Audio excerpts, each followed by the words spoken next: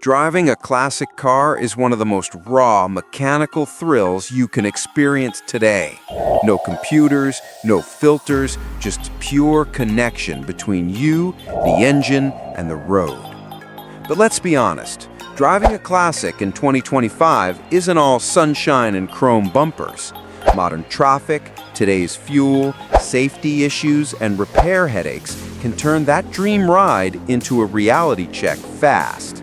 So today, we're breaking down 5 things that are actually tough about driving a classic car today.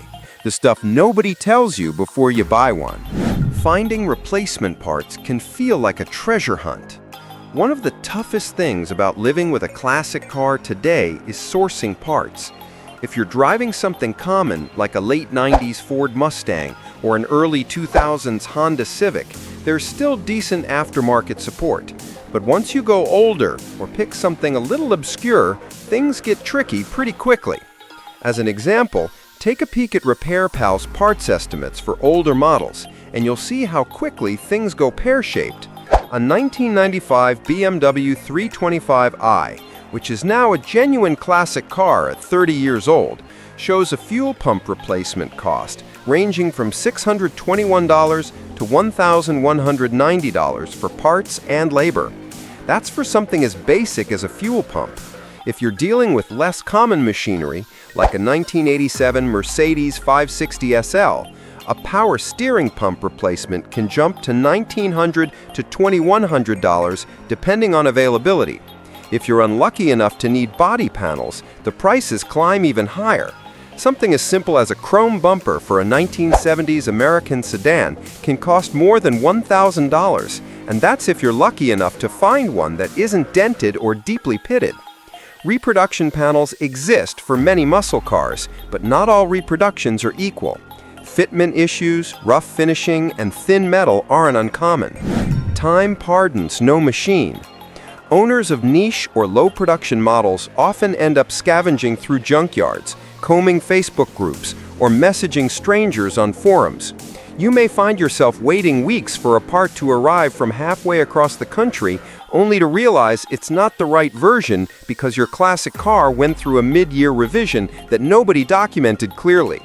Even simple wear items get complicated. A radiator for a 1991 Toyota MR2 can spike above $300, and good luck finding OEM hoses that still exist. Rubber deteriorates, plastic becomes brittle, and metal corrodes after decades.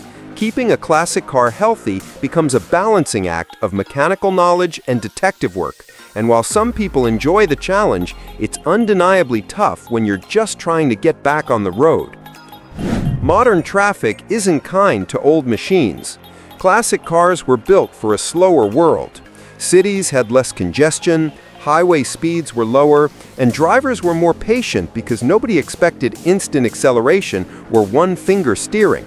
But today's traffic requires relatively quick responses, tight gaps, and constant braking, and most classic cars simply weren't designed for that. Carbureted engines suffer in stop-and-go conditions. A 1969 Dodge Dart might be perfectly happy cruising at 55 miles an hour, but leave it idling in a 45-minute jam and the cooling system starts struggling. Radiators clog, fan clutches weaken, and carburetors stumble when heat builds up. You can upgrade components, but that means modifying a classic car, and that's not something not everyone wants to do. Slow and easy does it. Manual transmissions wear rapidly in slow traffic, especially with heavy old-school clutches. As per some reports, classics like the 1990 Mazda Miata still handle this reasonably well, but older V8 sedans or European classics with tall gearing weren't built for constant first-gear crawling. Overheating, vapor lock, and brake fade become real concerns. Even lane changes feel different.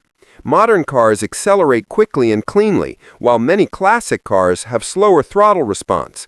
Steering ratios are wider, meaning more turns lock to lock. A simple merge onto a modern freeway can feel chaotic when everyone else is doing 70 miles per hour and your classic car takes a beat to build speed. Safety tech is basically non-existent. The biggest wake-up call for anyone switching from a modern daily to a classic car is how basic safety used to be. Forget traction control, stability control, brake assist, or blind spot monitoring. Many classic cars don't even have ABS. Some don't have airbags. A few older sports cars have seatbelts that wrap around your waist like an early airline strap. Take a popular classic like the 1988 Chevrolet Corvette C4. It was a performance hero in its day, but its safety systems were primitive compared to even the cheapest modern compact. Crumple zones were minimal, and side impact protection was barely present. Braking distances were far longer than what we'd consider acceptable today.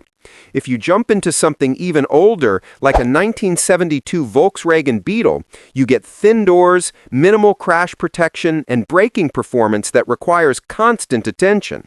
None of this means you can't drive a classic car safely, but it does mean you need to change your mindset. Fuel efficiency is a whole different story.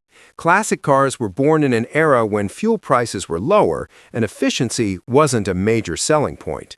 Even compact classics struggle with MPG today. A 1994 Ford Bronco might return around 12 to 14 MPG if you're lucky, and that's with gentle driving. Something like a 1970 Chevrolet Chevelle SS396 would be thrilled to hit 10 mpg on a good, slow day. Combine that with today's fuel prices and weekend cruising stops being cheap fun quickly. A long Sunday drive in your classic car can easily eat up $60 to $100 in gas. Highway driving doesn't always help because carburetors often run richer at steady speeds. Premium fuel requirements add more cost. Many classic engines knock if they're fed regular 87 octane. Some owners try octane boosters, but that's another expense stacked on top of everything else. Smaller engines aren't immune either. A 1985 Toyota Celica Supra might look efficient, but its straight six is thirsty by modern standards and, as per most reports, returns well under 20 mpg. Classic engines weren't optimized for emissions or frugality, so they burn more fuel than drivers today expect. Cold starts and weather can test your patience. Weather affects classic cars in ways younger drivers might find surprising. Carburetors hate cold mornings, ignition systems mess with humidity, and older seals don't appreciate sudden temperature swings. Even well-tuned classic cars have personalities that change with the weather. On a chilly morning, something like a 1989 Toyota pickup with its carbureted four-cylinder needs a couple of pumps, a gentle crank, and a bit of finesse to stay running until it warms up. On a damp day, an older British classic like an MG Midget might misfire or stumble until the ignition dries out. Heating and AC systems aren't dependable either. Early AC systems weren't built for heat like today, and older compressors wear out. Restoring them isn't cheap, and refrigerant conversions add another layer of complexity. A long drive in summer traffic inside a classic car often means sweating more than driving.